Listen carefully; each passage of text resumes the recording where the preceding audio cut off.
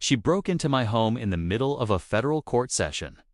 Not a metaphor, not an exaggeration. A woman I had never formally met walked through my front door, clipboard in hand, acting like she owned the place. And she had absolutely no idea that the man sitting at the desk in the back room in full judicial robes was actively presiding over a federal case. What happened next changed everything about that neighborhood forever. I have spent over 20 years on the federal bench. I have seen fraud, corruption, contempt, and every flavor of human audacity you can imagine.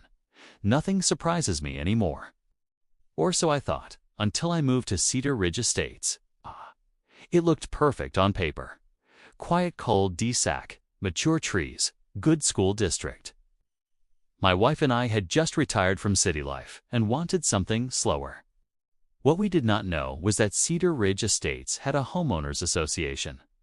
And that homeowners association had Brenda Kensington.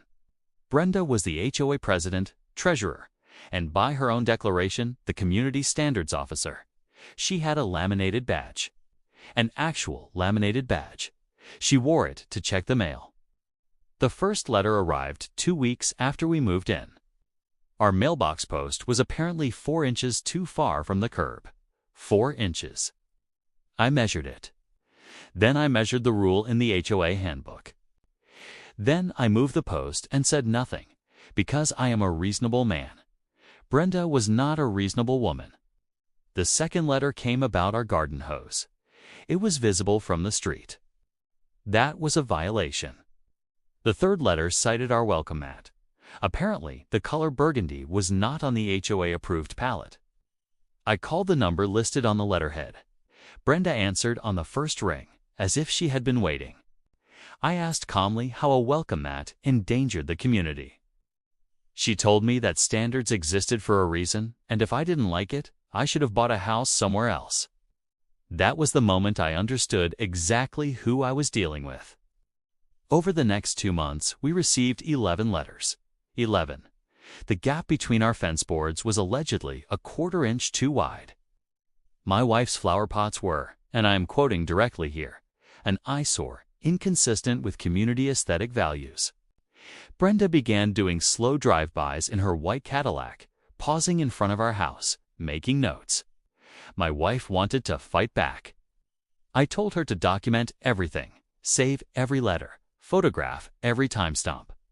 I had spent decades watching people underestimate the power of a paper trail. We were building one. But Brenda was accelerating. She posted in the neighborhood Facebook group that our property was bringing down home values. She claimed publicly that we had ignored multiple official notices. She used the word official for a welcome mat. Then she filed a formal HOA complaint requesting an interior home inspection.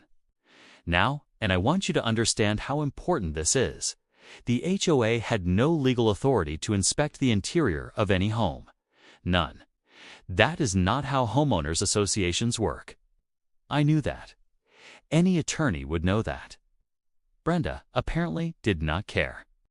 I received the notice on a Tuesday. The inspection was scheduled for Thursday at 2 p.m. I sent a written response. Certified mail, clearly stating that no HOA representative had the legal right to enter my home without my consent, and that consent was not being given. I cited 3 relevant statutes, assigned it with my name, my full name, which, if she had searched it for even 30 seconds, would have told her everything. She did not search it. Thursday came. I was working from home, something I do frequently because federal court proceedings can now be conducted via secured remote session. At 2 p.m., I was in the back office, robed, on camera, in the middle of a sentencing hearing. At 2:04 p.m., I heard my front door open. I had not given anyone a key. The door was unlocked. My wife had stepped out briefly, and in a small oversight that would turn out to be very consequential, had not locked it behind her. Brenda had taken that as an invitation. I heard her heels on the hardwood. I heard her opening closets. I heard her say to someone on the phone, "I'm inside now." The place is actually quite nice, which makes the violations even more inexcusable. I asked the court reporter to note a brief recess. I stood up. I walked down the hallway in full judicial robes. Brenda turned around and saw me, 6 feet of federal judge robe, reading glasses, pushed up on my forehead. And she froze, completely froze. The clipboard dropped approximately 3 inches before she caught it. I said very quietly, "You are currently inside my home without my consent." "I suggest you stop moving," she stammered. She said she had sent a notice. I told her I had sent a response. She said the HOA had authority. I told her to call her attorney before she said another word. She actually laughed. She said, "My attorney. Do you know who I am?" I said, "Do you know who I am?" She did not. But here is where it gets extraordinary. Brenda, furious, embarrassed, doubling down the way people do when they know they have gone too far, actually filed a complaint with the city. She claimed I had threatened her. She hired an attorney and sent me a letter promising civil action for interference with HOA duties. Her attorney's name was Leo Harris. I recognized it immediately. He had appeared before me 3 times. The civil hearing was assigned through the completely routine and random machinery of the court system to my courtroom. Not federal, a county civil matter. But I sat on a courtesy appointment for the county bench as well. Leo Harris walked into that courtroom, looked up, and went the color of chalk. He asked for an immediate recess. In the hallway, he called Brenda and told her in terms I was not present for, but later heard described as extremely direct, that she had just sued a sitting federal judge for walking through his own home. He reportedly used the phrase "catastrophic mistake" more than once. Brenda attempted to withdraw the suit. But by then, I had already filed unlawful entry, harassment, defamation for the Facebook posts. My attorney, a former clerk of mine, was thorough. The HOA's insurance carrier settled within 6 weeks. Brenda was removed from her position by a neighborhood vote of 31-2. The 2 who voted to keep her were her sister and, inexplicably, a man named Gerald who nobody could quite explain. The laminated badge was reportedly handed over in a brief and silent ceremony in the parking lot of the community center. My wife planted burgundy flowers along the entire front of the house the following spring, every single one of them visible from the street.